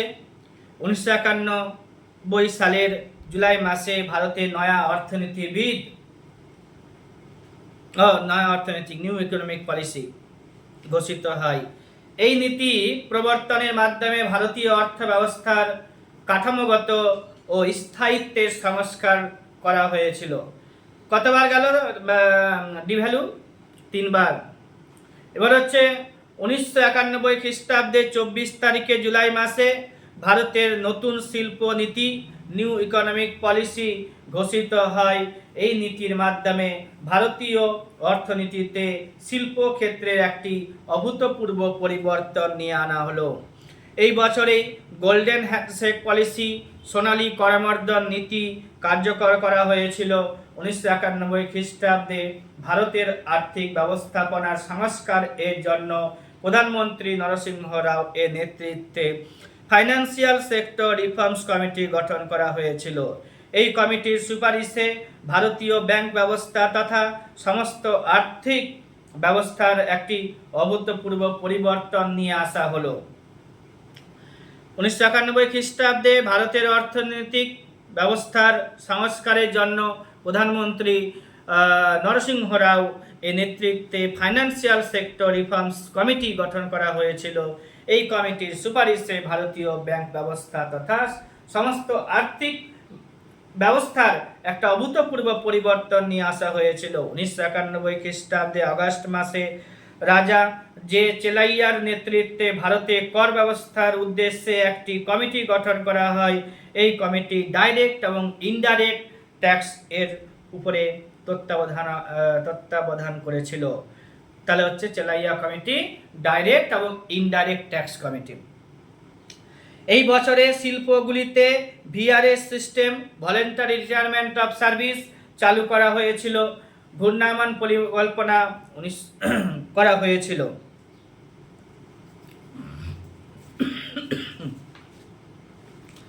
সপ্তম পঞ্চবার্ষিকী পরিকল্পনা এখানে শেষ। তারপরে হচ্ছে অষ্টম পঞ্চবার্ষিকী পরিকল্পনা শুরু। সময়কাল বলবো আগে। অষ্টম পঞ্চবার্ষিকী পরিকল্পনার সময়কাল 1992 সাল থেকে 97 সাল পর্যন্ত। 1997 to 2002 হচ্ছে নবম পঞ্চবার্ষিকী পরিকল্পনা। অষ্টমটা হচ্ছে 92 থেকে 97, তারপরে হচ্ছে নবম 97 থেকে 2 থেকে 7 আরেকটা, দশম 7 থেকে 12 হচ্ছে 11 নম্বর পরিকল্পনা, আর তারপরে হচ্ছে দ্বাদশ পঞ্চবার্ষিকী পরিকল্পনা 12 থেকে 17, কিন্তু সম্পূর্ণ হয়নি। অষ্টম পঞ্চবার্ষিকী পরিকল্পনা 92 থেকে 97 সাল পর্যন্ত। অষ্টম পঞ্চবার্ষিকী পরিকল্পনা হলো প্রথম ইন্ডিকেটিভ প্ল্যানিং। এতদিন পর্যন্ত ইম্পারেটিভ প্ল্যানিং করেছিলাম, আর ইন্ডিকেটিভ প্ল্যানিং অর্থাৎ দিক নির্ণয়কারী প্ল্যানিং। অষ্টম পঞ্চবার্ষিকী পরিকল্পনা হলো প্রথম ইন্ডিকেটিভ প্ল্যানিং। যদিও সপ্তম পঞ্চবার্ষিকী পরিকল্পনা পর্যন্ত ভারতের পরিকল্পনা ছিল ইম্পারেটিভ অর্থাৎ বাধ্যতামূলক, অষ্টম পঞ্চবার্ষিকী পরিকল্পনা থেকে ভারতে ডিসইনভেস্টমেন্ট মানে বিলগ্নীকরণ ব্যবস্থা চালু করা হয়েছে। 1991 খ্রিস্টাব্দের মাঝামাঝি সময়তে শুরু হয়েছিল এদেশের অর্থনৈতিক সংস্কারের চূড়ান্ত পর্যায়ের কর্মসূচি রূপায়ণের পালা। ভারতের অর্থনীতিতে বিগত 4 দশকের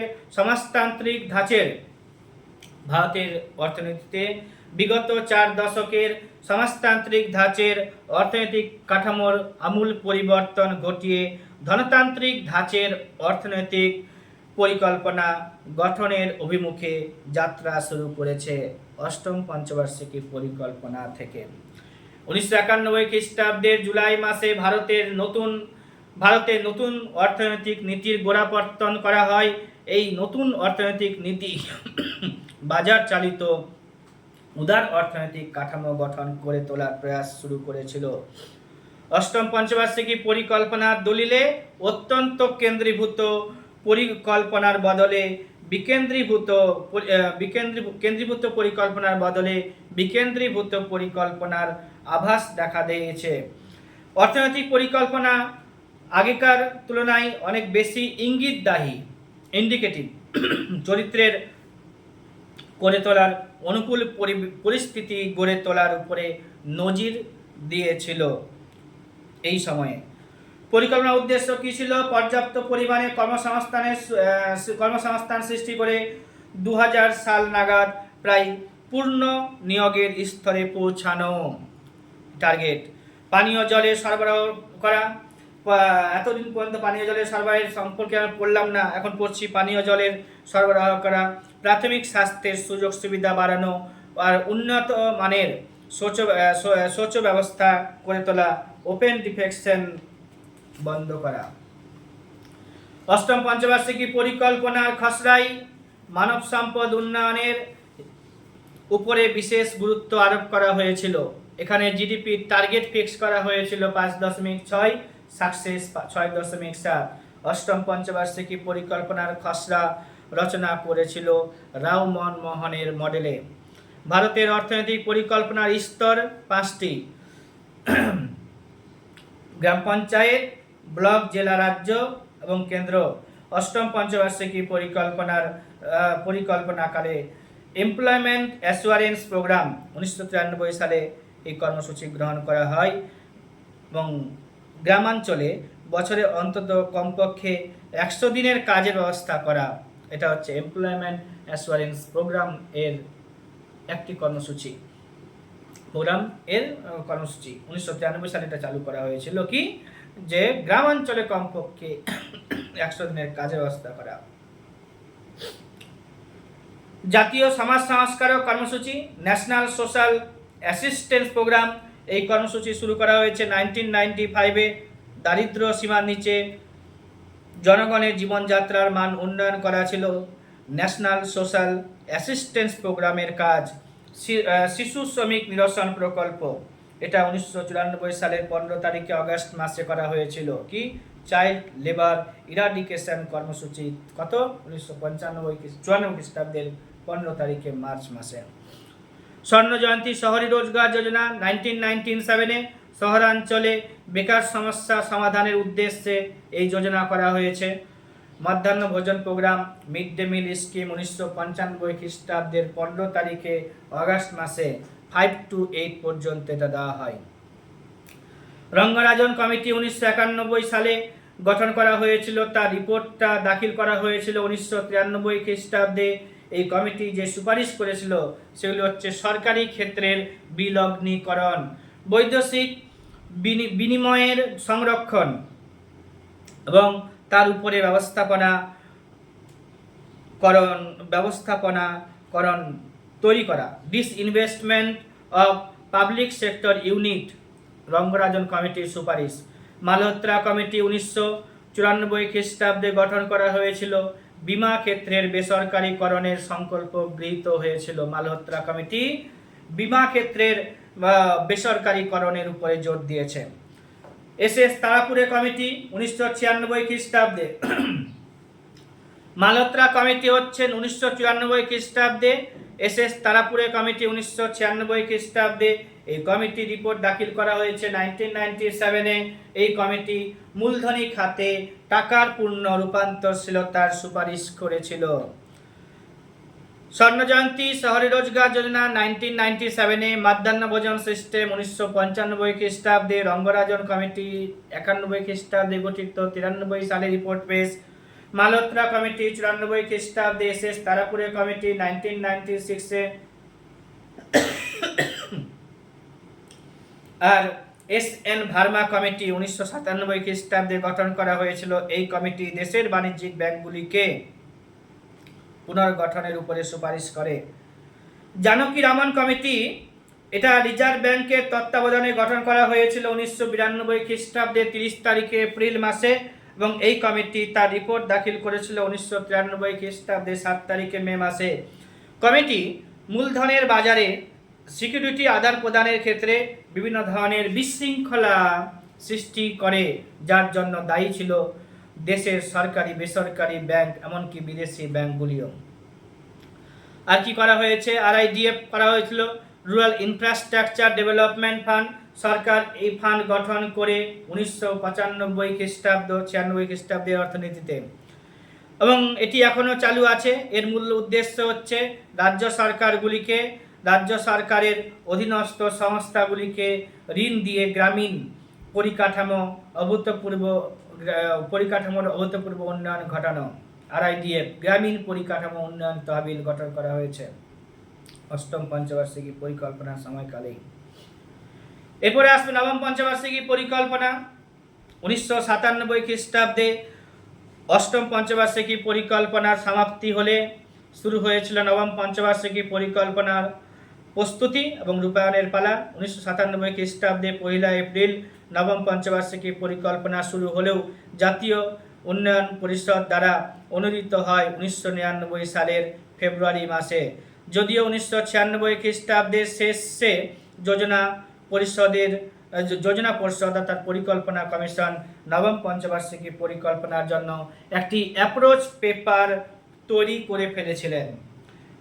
এই অ্যাপ্রোচ পেপার অনুযায়ী সামাজিক ন্যায় ও সমতা প্রতিষ্ঠা সহ বিকাশ সাধন করা এর অভিষ্ট লক্ষ্য ছিল, এবং এই অভিষ্ট লক্ষ্যকেই নবম পঞ্চবার্ষিকী পরিকল্পনার উদ্দেশ্য হিসেবে গণ্য করা হয়েছে। এই পরিকল্পনার অর্থাৎ নবম পঞ্চবার্ষিকী পরিকল্পনার উদ্দেশ্য কৃষি ও গ্রামীণ বিকাশের উপরে গুরুত্ব আরোপ করতে হবে, যাতে দারিদ্র্য নিরসনের পাশাপাশি যথেষ্ট মাত্রায় নিয়োগ সৃষ্টি করা যায়। দাম স্তরকে স্থিতিশীল রেখে অর্থনৈতিক বৃদ্ধির হারকে ত্বরান্বিত করতে হবে। জনসংখ্যা বৃদ্ধির হারকে নিয়ন্ত্রণ করতে হবে, স্বনির্ভরতা অর্জনের উদ্যোগ আরও শক্তিশালী করতে হবে, নির্দিষ্ট সময়সীমার মধ্যে সমাজের ন্যূনতম প্রয়োজন মেটানোর জন্য প্রস্তুত পানীয় জল এবং প্রাথমিক স্বাস্থ্য এবং শিক্ষা, আশ্রয় ও যোগাযোগের সুবন্দোবস্ত করতে হবে। ভারতের নবম পঞ্চবার্ষিকী পরিকল্পনায় এই উদ্দেশ্যের প্রতিফলন হয় এবং চারটি প্রেক্ষিতের মাধ্যমে, যথা একটা নাগরিকদের জীবন ধারণের মান উন্নয়ন করতে হবে, আর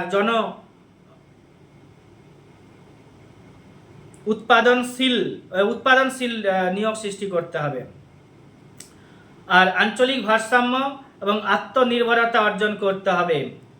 আঞ্চলিক ভারসাম্য এবং আত্মনির্ভরশীলতা অর্জন করতে হবে, উৎপাদনশীল নিয়োগ সৃষ্টি করতে হবে, নাগরিকদের জীবন ধারণের মান উন্নয়ন করতে হবে। এই চারটা কি ছিল? উদ্দেশ্য ছিল। জিডিপির গ্রোথ টার্গেট ছিল 6.5, অ্যাচিভমেন্ট 5.5।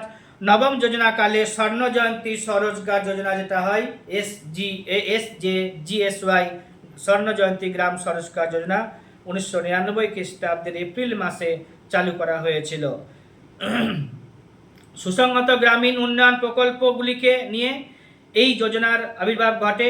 স্বনিযুক্ত কর্মসূচির মাধ্যমে গ্রামীণ অর্থনীতিতে দারিদ্রতা ও বেকারত্বের সমস্যা সমাধান করাই ছিল স্বর্ণ জয়ন্তী গ্রাম স্বরোজগার যোজনার উদ্দেশ্য। অন্তোদয় অন্ন যোজনাও চালু করা হয়েছে 2000 খ্রিস্টাব্দের 25 তারিখে ডিসেম্বর মাসে। অন্তোদয় অন্ন যোজনা এবার হচ্ছে কি, জনসাধারণের মধ্যে প্রয়োজনীয় খাদ্য ব্যবস্থা বন্টন করাটাই ছিল এর উদ্দেশ্য। প্রধানমন্ত্রী গ্রামীণ সড়ক যোজনা চালু করা হয়েছে 2000 খ্রিস্টাব্দের 25 তারিখে ডিসেম্বর মাসে, গ্রামীণ যোগাযোগকে রক্ষা করার জন্য, বাড়ানোর জন্য। বাল্মীকি আম্বেদকর আবাস যোজনা 2001 সালে ডিসেম্বর মাসে এটা চালু করা হয়েছিল। শহরাঞ্চলের বস্তি এলাকাতে বাসস্থানের উন্নতি বিধান করা।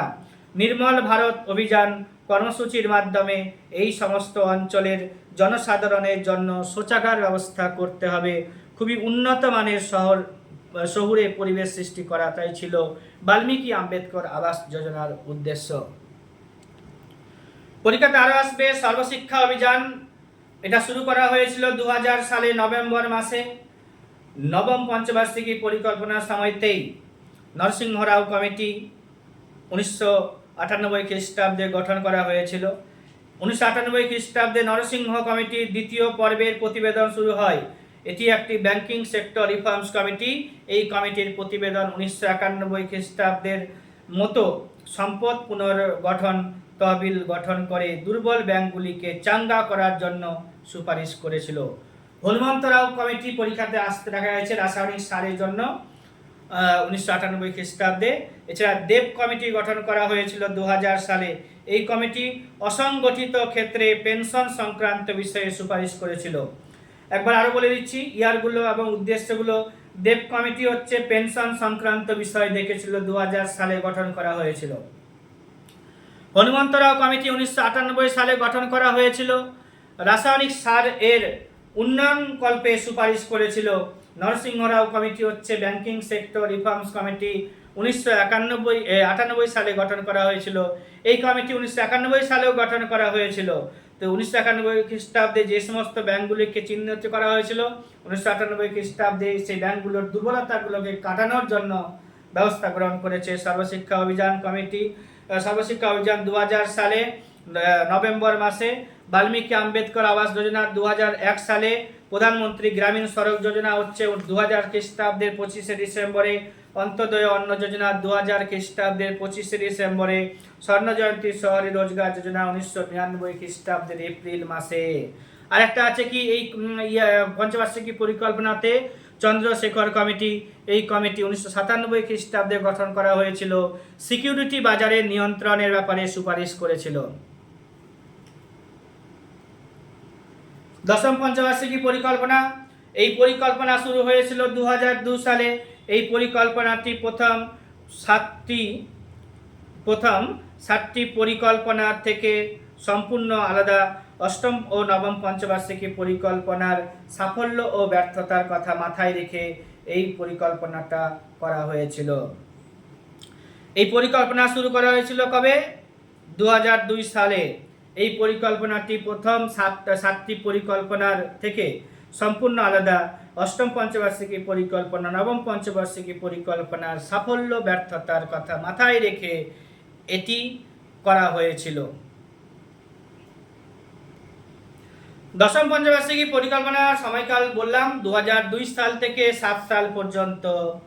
আর উদ্দেশ্য বললাম যে 2002 সালের শুরু করা হলে এই পরিকল্পনাটি প্রথম যে 7টা পরিকল্পনা ছিল সেগুলোকে বাদ দিয়ে অষ্টম পঞ্চবার্ষিকী পরিকল্পনা আর নবম পঞ্চবার্ষিকী পরিকল্পনাকে নিয়ে গবেষণা শুরু করেছিল। তাদের সাফল্যতা ব্যর্থতাগুলোর কথা মাথায় রেখে এই পরিকল্পনাটা শুরু করা হলো। উদ্দেশ্য কি? 2007 সালের মধ্যে দারিদ্র্যের অনুপাত 5% পয়েন্ট কমিয়ে নিয়ে আসা এবং 2012 সালের মধ্যে দারিদ্র্যের হার আরো 10% পয়েন্ট কমিয়ে নিয়ে আসা। মানে যা ছিল দারিদ্রতা সেই সময়ে তার থেকে 5%, এবং 12 সালের মধ্যে মানে পরের পরিকল্পনার মধ্যে 10% পয়েন্ট আরো কমিয়ে নিয়ে আসবে। 2003 সালের মধ্যে সমস্ত শিশুকে স্কুলে পাঠানোর ব্যবস্থা করা। 2007 সালের মধ্যে বৃক্ষ এবং অরণ্য আচ্ছাদিত জমির পরিমাণ 25% এবং 2012 সালের মধ্যে তা 33% বাড়ানো। কিন্তু এখনো পর্যন্ত অ্যাচিভমেন্ট করতে পারিনি আমরা, প্রথমটাই পারিনি। 2007 সালের মধ্যে দেশের দূষিত নগরগুলিকে পরিষ্কার করা। দশম পঞ্চবার্ষিকী পরিকল্পনা আর ওই প্রথম আঞ্চলিক পরিকল্পনা গ্রহণ করা হয়েছিল। এটা রিজিওনাল প্ল্যানিং করা হয়েছিল এই পঞ্চবার্ষিকী পরিকল্পনাতে। জিডিপির গ্রোথ ছিল টার্গেট করা 8, কিন্তু সাফল্য মানে অ্যাচিভমেন্ট 7.5। এই যোজনাকালে national food for work programme NFFWP 2002 সালে 14 তারিখে নভেম্বর মাসে দেশের 150টি অনগ্রসর জেলায় মজুরি ভিত্তিক কর্মসংস্থানের উদ্দেশ্যে গৃহীত হয়। 2005 সালে NREGM national rural employment guarantee mission চালু করা হয়েছিল। কেলকার কমিটি 2002 সালে গঠন করা হয়েছিল সেপ্টেম্বর মাসে।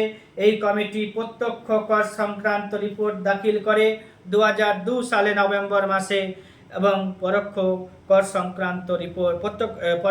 সংক্রান্ত রিপোর্ট দাখিল করে 2002 সালের 25শে নভেম্বরে। একাদশ পঞ্চবার্ষিকী পরিকল্পনা, দশম পঞ্চবার্ষিকী পরিকল্পনা আর কিছু পড়েনি। একাদশ পঞ্চবার্ষিকী পরিকল্পনা 7 থেকে 12। এখানে একটা টাইটেলটা এর মুখস্থ রাখতে হবে, toward ফাস্টার and more inclusive growth. জাতীয় উন্নয়ন পরিষদ ন্যাশনাল ডেভেলপমেন্ট কাউন্সিল 2007 সালে 19 তারিখে ডিসেম্বর মাসে এই পরিকল্পনার খসড়াটিকে অনুমোদন করেছিল। উদ্দেশ্য মোট অভ্যন্তরীণ উৎপাদন বার্ষিক 9% হারে জিডিপির গ্রোথ যে টার্গেট 9% সবচেয়ে বেশি ছিল এই সময়টাতে, এবং তা তখনই সম্ভব যদি মোট অভ্যন্তরীণ উৎপাদন বৃদ্ধির হার বাড়তে 2011-12 সালে 10% পৌঁছয়। কৃষিক্ষেত্রে বার্ষিক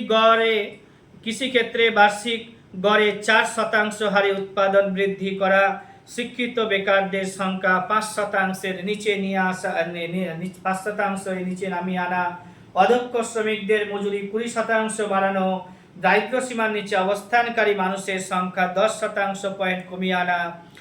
একাদশ পঞ্চবার্ষিকী পরিকল্পনা শেষে শিশু মৃত্যু হার প্রতি হাজারে কমিয়ে 28 এবং প্রসূতি মৃত্যুর হার 1000-এ কমিয়ে 1-এ নিয়ে আসা। প্রসূতি মৃত্যু 1000-এ 1 নিয়ে আসবে। শিশু মৃত্যুর হার 28-এ নিচে নামানোর চেষ্টা করেছিল। 2012 সালের মধ্যে দেশের অরণ্যাঞ্চল ও 5% পয়েন্ট বাড়ানো, অরণ্য বাড়াতে চাইছিল 5%। গ্রোথ টার্গেট ফিক্স করা হয়েছিল 9, অ্যাচিভমেন্ট হয়েছিল 8। এটুকুটাই এখানে একাদশ পঞ্চবার্ষিকী পরিকল্পনাতে। টাইটেলটা মনে রাখতে হবে, আর জিডিপি টার্গেট আর অ্যাচিভমেন্ট মনে রাখতে হবে বিশেষ করে। এবার হচ্ছে কি যে দ্বাদশ পঞ্চবার্ষিকী পরিকল্পনা, এটার টাইটেলটা মনে রাখতে হবে, faster sustainable and more inclusive growth. Major objective কী ছিল? Growth with emphasis on human development. একাদশ পঞ্চবার্ষিকী পরিকল্পনার মূল দলিলে বার্ষিক গড়ে 9% হারে জাতীয় আয় বৃদ্ধির লক্ষ্যমাত্রা নির্ধারিত হলেও তা বার্ষিক গড়ে প্রায় 7.9 দাঁড়িয়েছে। দ্বাদশ পঞ্চবার্ষিকী পরিকল্পনার উদ্দেশ্য লক্ষ্য কী ছিল? যে উদ্দেশ্যমূলক লক্ষ্যমাত্রাহীন অর্থনীতি বৃদ্ধি করতে চেয়েছিল, যে মূল পদক্ষেপ পত্রে মোট অভ্যন্তরীণ উৎপাদন বৃদ্ধির হার বার্ষিক গড়ে 9% নির্ধারিত হলেও 2012 সালে সেপ্টেম্বর মাসে তা কমিয়ে 8.2% নির্ধারিত করে। আরও পরে 2012 সালে 27 December NDC national development council বার্ষিক 8% অনুমোদন করে। কৃষিক্ষেত্রে দ্বাদশ পঞ্চবার্ষিকী পরিকল্পনা 5 বছরের সময়কালে বার্ষিক গড়ে 4% নির্ধারিত করে। উৎপাদন শিল্পে এই যোজনাকালে বার্ষিক গড়ে 10% লক্ষ্যমাত্রা নির্ধারিত করে। এবার হচ্ছে দ্বাদশ পঞ্চবার্ষিকী পরিকল্পনার খসড়া পত্রে উল্লেখ করা হয় যে ভারতের প্রতিটি রাজ্যকে একাদশ পঞ্চবার্ষিকী পরিকল্পনার সময়কালে অর্জিত মাত্রা অপেক্ষা বেশি হারে বৃদ্ধি ঘটাতে হবে। শিক্ষার হার বাড়াতে হবে, উচ্চশিক্ষার হার বাড়াতে হবে, এই লক্ষ্য ছিল। দ্বাদশ পঞ্চবার্ষিকী পরিকল্পনা শেষ পর্যন্ত স্কুলে পাঠানোর সময়কাল বাড়িয়ে 6 বছর থেকে 7 বছর করা হয়েছিল। এবার হচ্ছে শিক্ষায় সামাজিক বৈষম্য এবং লিঙ্গ বৈষম্য দূর করতে হবে বলা হয়েছিল। শেষে দ্বাদশ পঞ্চবার্ষিকী পরিকল্পনা ব্যর্থই হলো, কারণ সরকার চেঞ্জ হয়ে গেছে, পরবর্তীতে নীতি আয়োগ চালু হয়েছিল। সে সম্পর্কে আমি আবার পরের ভিডিওতে অনেক সুন্দর করে আলোচনা করব।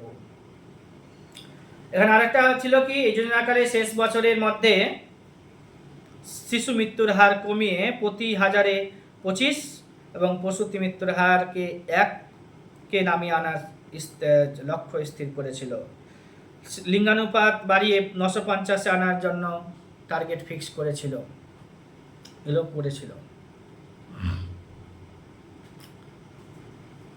ভারতে প্ল্যানিং কমিশন গঠিত হয়েছে 1950 খ্রিস্টাব্দের 15 তারিখে মার্চ মাসে। আর পৃথিবীর কোন দেশকে অর্থনৈতিক পরিকল্পনার প্রবর্তক বলা হয়? তো সোভিয়েত রাশিয়া অ্যান্সার হবে। সোভিয়েত রাশিয়া 1927 খ্রিস্টাব্দে পরিকল্পনা চালু করেছিল। Plan economy of India M বিশ্বেশ্বরাইয়ার লেখা বই।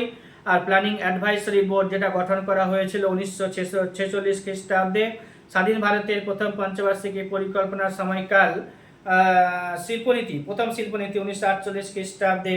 স্বাধীন ভারতে 1950 খ্রিস্টাব্দে জানুয়ারি মাসে লোকনায়ক জয়প্রকাশ নারায়ণ সর্বোদয়া প্ল্যান ঘোষণা করেছিল। ভারতের পরিকল্পনা কমিশন হচ্ছে একটি উপদেষ্টা পর্ষদ, অর্থাৎ অবিধিবদ্ধ সংস্থা। পরিকল্পনা কমিশনের সর্বক্ষণে সদস্য 6 জন থাকে, আর পিএমকে দিয়ে হয় 7 জন। প্ল্যানিং কমিশনে প্রধান ডেপুটি চেয়ারম্যান নিযুক্ত হবে একজন বিশিষ্ট অর্থনীতিবিদ। প্ল্যানিং কমিশন এ ডেপুটি চেয়ারম্যান ছাড়া আরও 5 জন সর্বক্ষণের সদস্য মনোনীত হয়। তারা সাধারণত শিক্ষা, বিজ্ঞান, অর্থনীতি, সাধারণ প্রশাসক হিসেবে বিশেষজ্ঞ থাকবেন। প্ল্যানিং কমিশনের কাজগুলো কি? দেশের বস্তুগত সম্পদ এবং আর্থিক সম্পদের মূল্যায়ন করা, দেশের সম্পদের সর্বোত্তম বন্টনের সুবন্দোবস্ত করা, সময়ে সময়ে পরিকল্পনার অগ্রগতির মূল্যায়ন করা। ভারতের জাতীয় উন্নয়ন পরিষদ যেটা এনডিসি 1952 খ্রিস্টাব্দে 6 তারিখে অগাস্ট মাসে গঠন করা হয়েছিল। এনডিসিতে থাকবে কারা? ভারতের প্রধানমন্ত্রী, সমগ্র রাজ্যের সিএম, কেন্দ্রশাসিত অঞ্চলের শাসক প্রধান, প্ল্যানিং কমিশনের সকল সদস্যবৃন্দ। ভারতে পঞ্চম পঞ্চবার্ষিক ফিফথ প্ল্যানিং হলো অর্থনৈতিক সামাজিক পরিকল্পনা, এটা বললামই। আর দর্শানুপাত 15 থেকে 20 বছর পর্যন্ত টার্গেট ফিক্স করা হয়। ভারতে অর্থনৈতিক পরিকল্পনার মূল উদ্দেশ্য অর্থনৈতিক প্রসার করা, সামাজিক ন্যায় বিচার ও ন্যায়পরায়ণতা প্রতিষ্ঠা করা, অর্থনৈতিক স্বনির্ভরতা বৃদ্ধি করা এবং আধুনিকীকরণ। ফোর্থ প্ল্যান এর সময়কালে গরিবী হটাও স্লোগান উচ্চারিত হয়েছিল সরকারের তরফ থেকে। দারিদ্রকে তাকে সরাসরিভাবে আক্রমণ করা হয়েছিল কিন্তু পঞ্চম পঞ্চবার্ষিকী পরিকল্পনার সময়ে 1975 সালে। পরিবার পরিকল্পনা পৃথিবীর মধ্যে প্রথম ভারত নেওয়া হয়েছিল 1952 খ্রিস্টাব্দে, প্রথম পঞ্চবার্ষিকী পরিকল্পনার সময়কালে। ঘূর্ণায়মান প্ল্যান হচ্ছে 1978 থেকে 80 সাল পর্যন্ত। প্ল্যানিং কমিশনের খসড়াপত্র চূড়ান্তভাবে অনুমোদিত হয় কোথায়? তো এনডিসিতে। IRDP integrated rural development programme full form জিজ্ঞাসা করা হয় পরীক্ষাতে।